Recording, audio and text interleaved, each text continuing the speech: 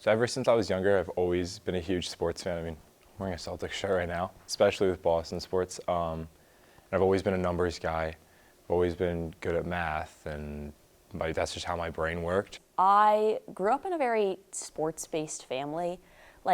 Some families, like when they watch dinner, like watch TV together, they watch shows. We always watch sports. On campus, student analysts like Colin and Paige turn raw data into insights, the kind of behind-the-scenes work that directly supports Virginia Tech baseball. I'd say it's taking the raw data that can be tracked during games, during scrimmages, and turning it into something that the team can use. Making reports, whatever they need me to do, honestly. Whether that's making different plots for player development or for like game prep or post-game, looking at what happened. Oftentimes as coaches we feel a certain way about something, but the data and the statistics will tell you what's really happening, and so that's super valuable from us. Currently, for the Virginia Tech team, I'm heading up making a hitting app, so that's going to be like a website that has all of our hitting data and just a bunch of different visuals and data frames on how our team has been hitting so far. But stats aren't just for coaches.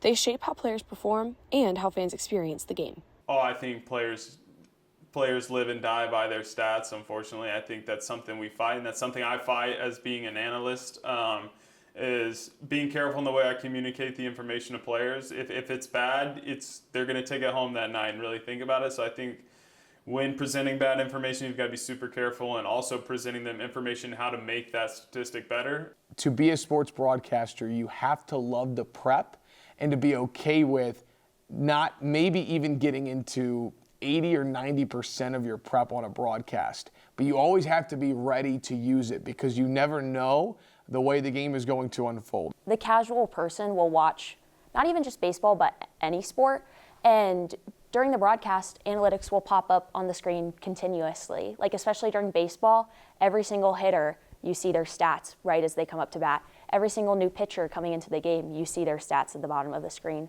It gives the broadcasters more to talk about. There'll be times where someone will be up to bat and they're not just talking about that guy's batting percentage or something like that. They can dive much deeper into the advanced analytics and really give the viewers a perspective. We have data on the scoreboard running live, so we're giving players that feedback in real time, and we think that's super critical to their development. From gambling to fantasy sports, analytics have become a pillar of sports entertainment. Same with gambling and like betting on sports. Every single fantasy app or sports betting app, you see those projected stats, and that all has to come from somewhere. And a lot of the common fan will use those projected stats because they don't know anything higher than that. You have to know that the NFL, the NBA, all these big companies, even college sports, they're in bed with gambling, and it's a big part of what goes on. So I do think as a broadcaster, and we see it on College Game Day, I saw that they're doing their picks, and they're doing it with the spread, not just the game itself. For students like Paige and Colin, the work they're doing now is only the beginning. Both see analytics as the path to their futures.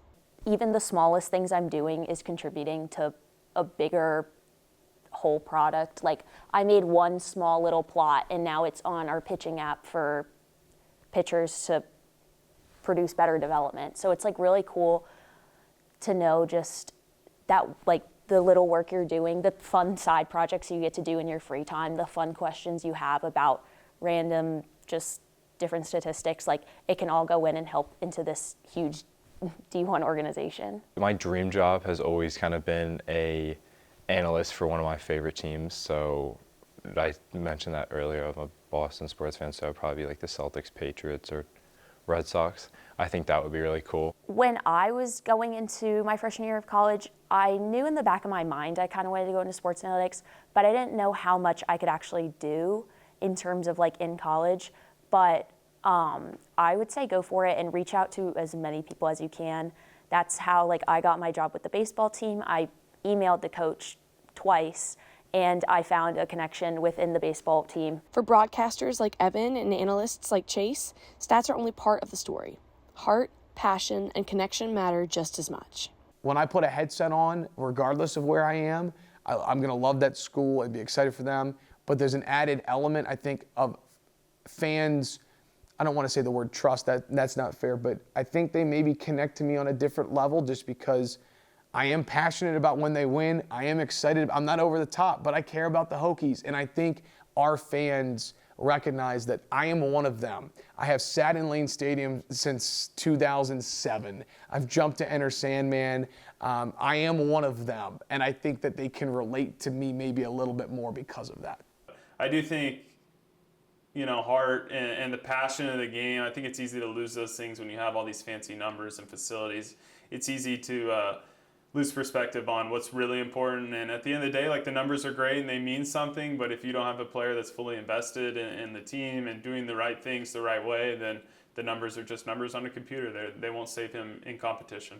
Reporting from Blacksburg, I'm Katie Tepsick.